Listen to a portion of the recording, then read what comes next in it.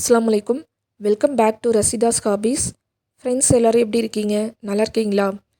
இன்றைக்கி மீன் குழம்பு ரெசிபி தாங்க பார்க்க போகிறோம். மில்க் ஃபிஷ்ஷு எடுத்து நான் மீன் குழம்பு வச்சுருக்கிறேன் மாங்காய்லாம் போட்டு. ரொம்ப ருசியாக வந்துச்சு. இந்த ரெசிபி தான் உங்கள் கூட இன்றைக்கி ஷேர் பண்ணிக்க போகிறேன். இந்த குழம்பு செய்கிறதுக்கு தேவையான பொருட்கள் பார்க்கலாம். ஒரு பெரிய சைஸு தேங்காயில் பாதி மூடி தேங்காவை 2 தடவை பால் புழிஞ்சு எடுத்து வச்சுருக்கிறேங்க.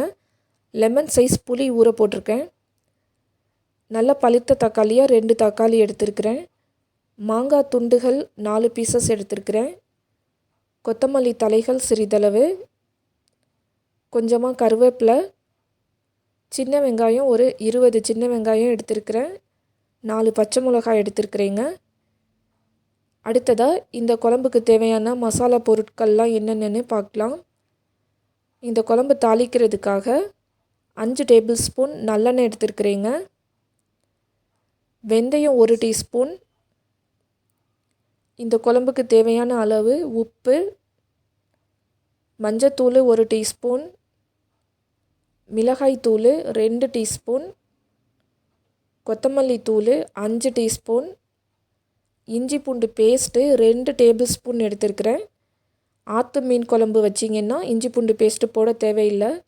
கடல் மீன் வாங்கி குழம்பு வச்சா கண்டிப்பாக இஞ்சி பூண்டு பேஸ்ட்டு சேர்த்துக்கணும். அப்போ தான் கடல் மீனோட அந்த ஸ்மெல்லு வராமல் இருக்கும் குழம்புல. அடுப்பை பற்ற வச்சு ஒரு பாத்திரத்தில் எண்ணெயை ஊற்றி சூடு பண்ணிக்கோங்க. எண்ணெய் சூடானதுக்கப்புறமா வெந்தயத்தை போட்டு தாளிச்சுக்கிட்டேங்க. கருவேப்பிலையை இப்போ சேர்த்துக்கிறேன். சின்ன வெங்காயம் கட் பண்ணி வச்சுருக்கிறேன், அதையும் சேர்த்துக்கிறேங்க. சின்ன வெங்காயத்துக்கு பதிலாக பெரிய வெங்காயம் கூட நீங்கள் சேர்த்துக்கலாம். ஆனால் சின்ன வெங்காயம் சேர்த்துக்கிட்டிங்கன்னா நல்ல மணமாகவும் ருசியாகவும் இருக்கும் குழம்பு. இப்போது இந்த வெங்காயம்லாம் நல்லா வதங்கிருச்சு. இந்த ஸ்டேஜில் பச்சை மிளகா சேர்த்துக்கிறேங்க. நடுவில் கீறி விட்டு சேர்த்துக்கோங்க பச்சை மிளகாவை. அடுத்ததாக இஞ்சி பூண்டு பேஸ்ட்டு சேர்த்துக்கிறேன். சேர்த்துட்டு நல்லா மிக்ஸ் பண்ணிக்கலாங்க. நீங்கள் எந்த மீன் குழம்பு, அதாவது நீங்கள் எந்த கடல் மீன் வாங்கி மீன் குழம்பு வச்சாலும் இஞ்சி பூண்டு பேஸ்ட்டு சேர்த்துக்கோங்க கண்டிப்பாக. இஞ்சி பூண்டு பேஸ்ட்டு சேர்க்கலை அப்படின்னா அந்த கடல் மீனோட வாசனை அந்த கவுச்சி ஸ்மெல்லு இருந்துக்கிட்டே இருக்கும். இஞ்சி பூண்டு பேஸ்ட்டு சேர்த்தா தான் கவுச்சி ஸ்மெல்லாம் போகும். இப்போது இஞ்சி பூண்டு பேஸ்ட்டு நல்லா வதங்கிருச்சு, பச்சை வாசனையெல்லாம் போயிருச்சு. தக்காளி சேர்த்துக்கிறேன். இப்போது சேர்த்துட்டு நல்லா மிக்ஸ் பண்ணி விட்டுக்கிறேன். இப்போ பார்த்திங்கன்னா தக்காளி நல்லா மசிய வெந்து வந்துருச்சு பாருங்கள். எப்போவுமே தக்காளி வெந்ததுக்கப்புறமா கொஞ்சமாக மிளகாய் தூள் சேர்த்துக்கணும். அப்போ தான் குழம்பு நல்லா ரெட்டு கலரில் வரும்.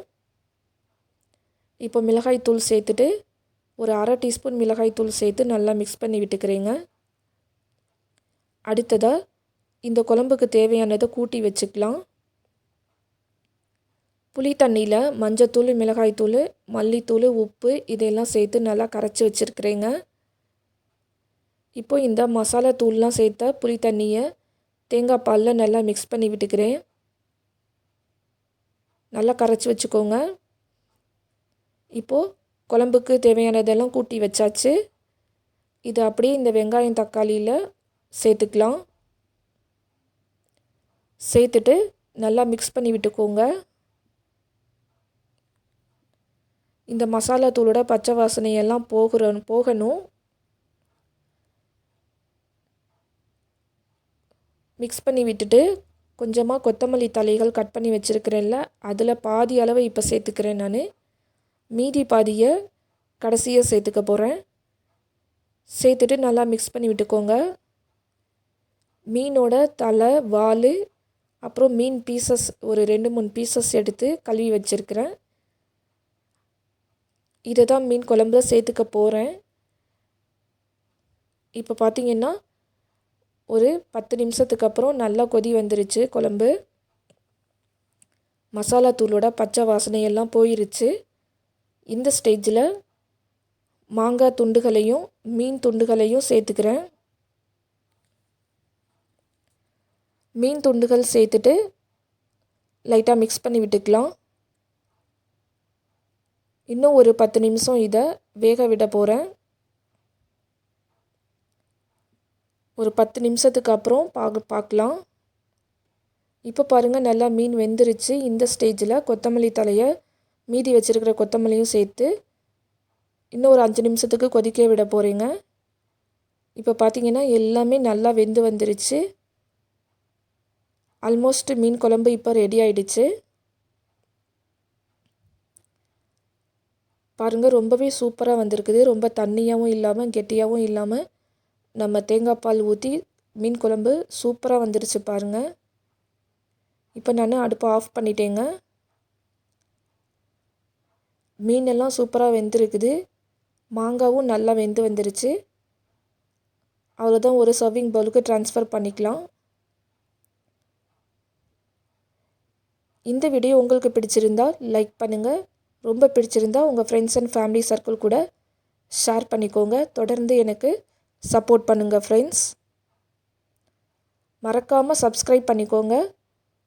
சப்ஸ்கிரைப் பட்டனை ப்ரெஸ் பண்ணிவிட்டு பக்கத்தில் இருக்கிற நோட்டிஃபிகேஷன் பெல் ஐக்கானையும் ப்ரெஸ் பண்ணுங்கள்.